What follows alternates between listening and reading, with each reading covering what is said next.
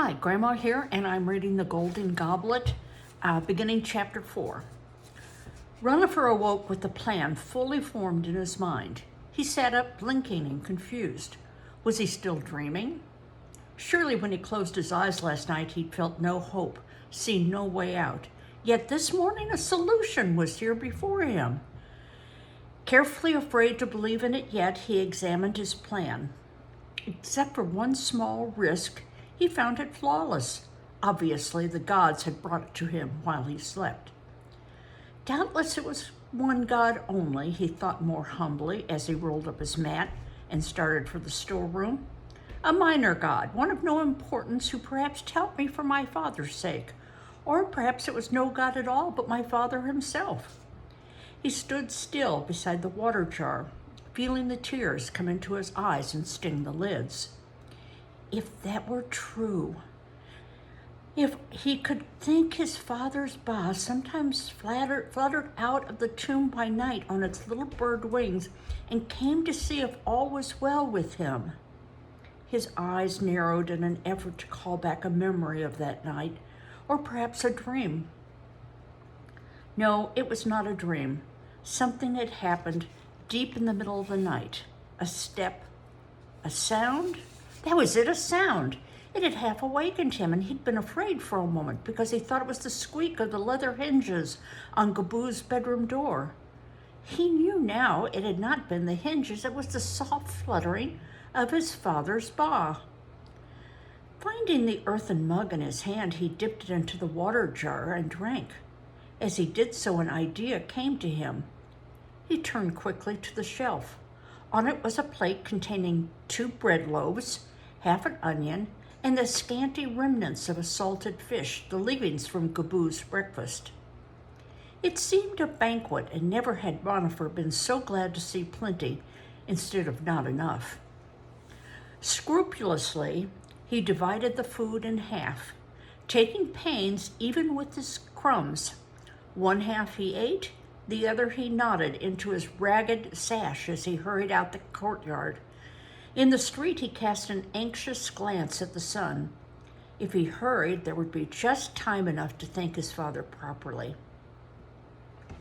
A few minutes later, he was scrambling breathlessly along a path northwest of the city of dead, where the cliffs curved far inward toward the river.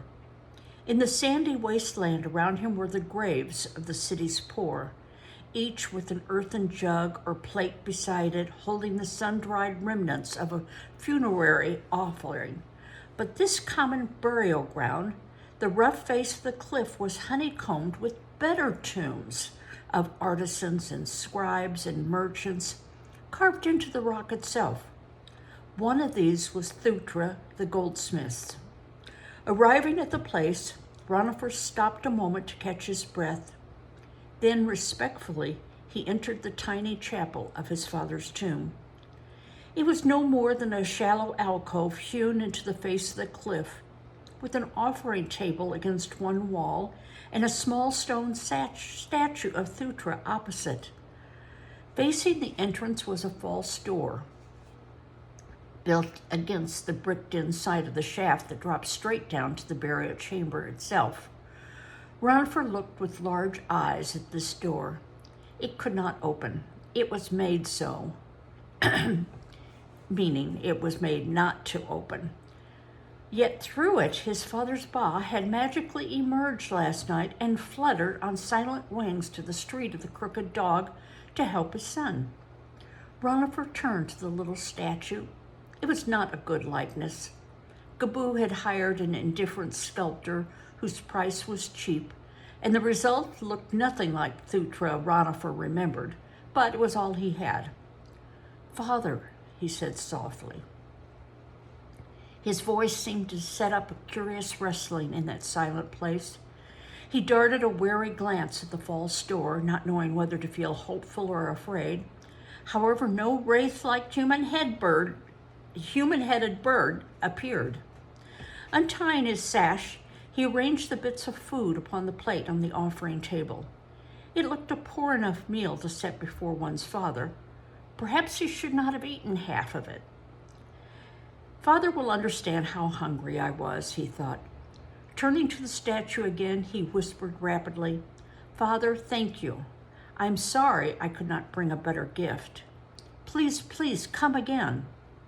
With a little bow and a last awed look at the false door, he backed out of the chapel and set off hurriedly for Rake's shop and his work.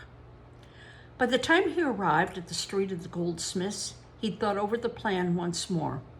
It was a good plan, except for that one risk.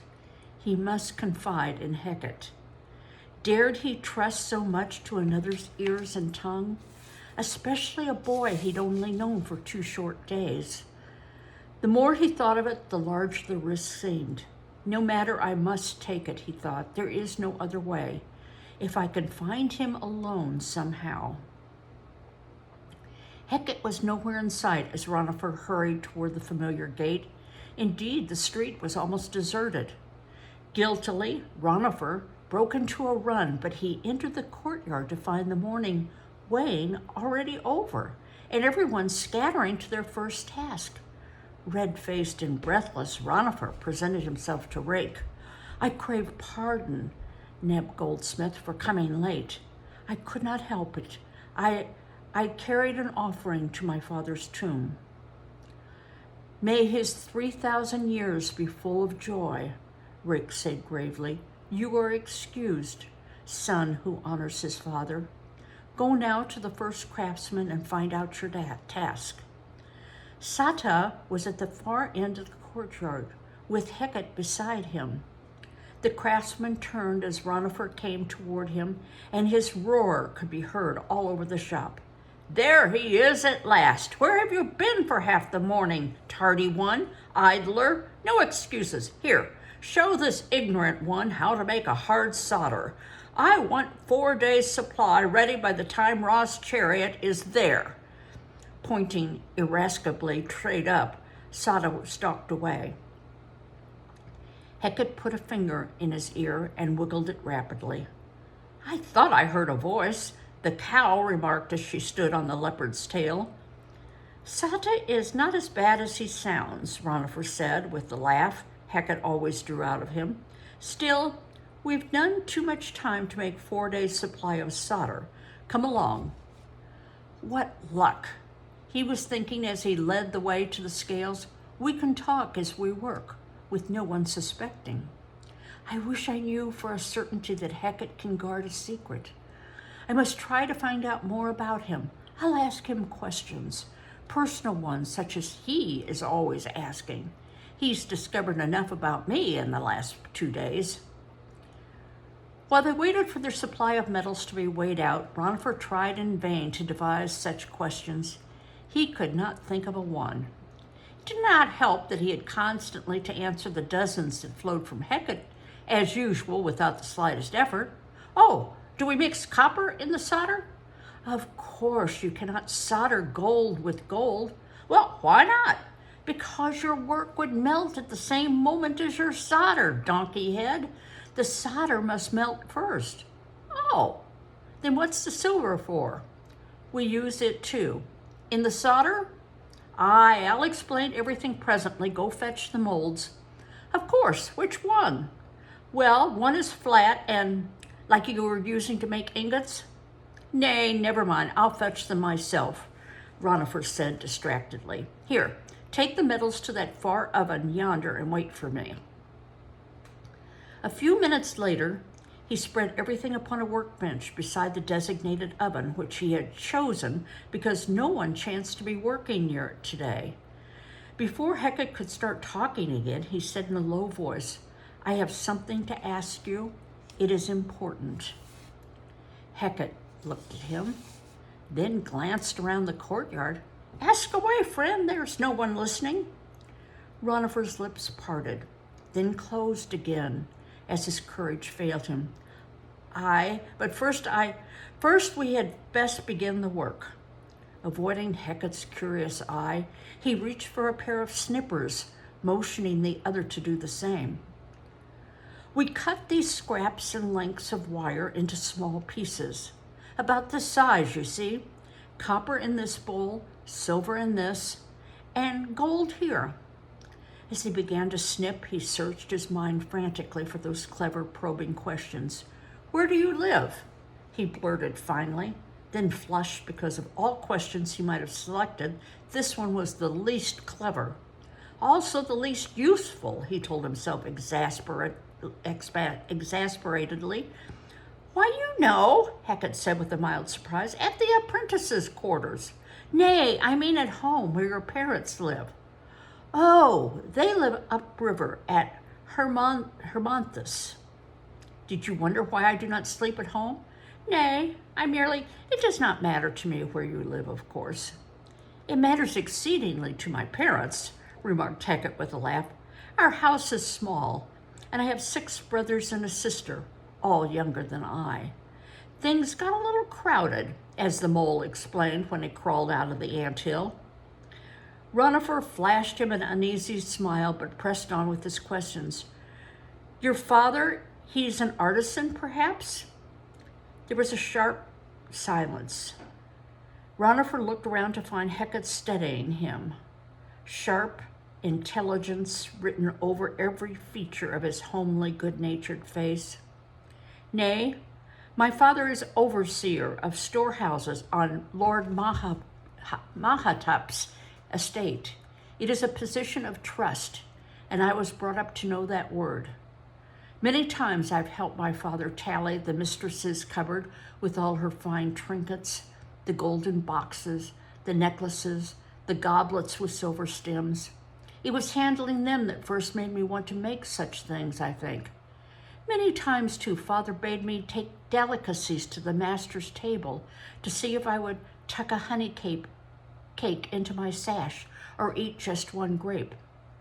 Often he whispered to me a trumped-up secret to test if I would blab it to another. Heqet paused again, smiling. You need not worry, Ranofer. I know how to keep my lips sealed. Ranofer's face felt as if fires were burning beneath the skin. I ask your pardon, he mumbled. No need of it, friend. I am not offended. In a somewhat awkward silence, both boys turned back to their snipping.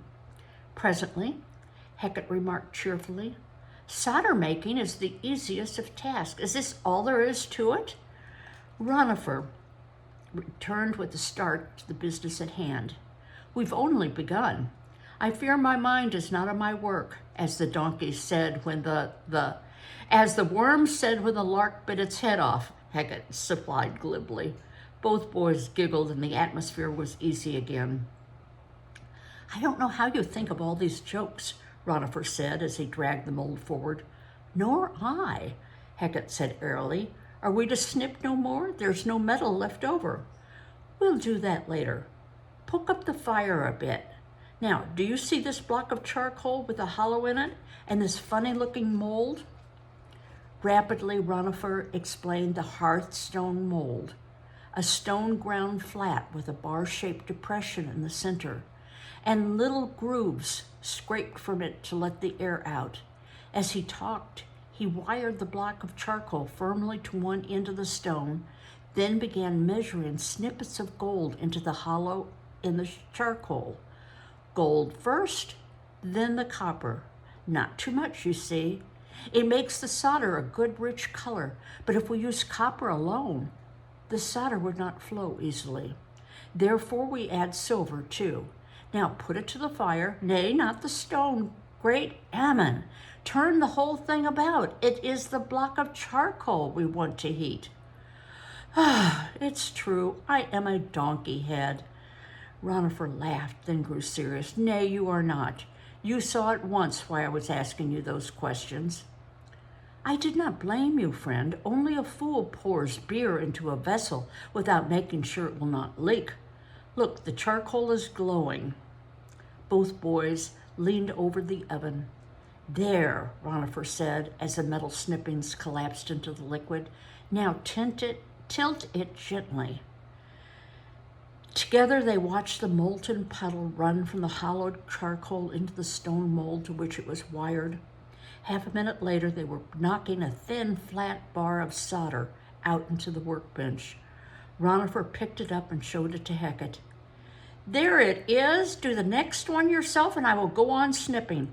While we work, I will tell you this thing. And we're going to stop there.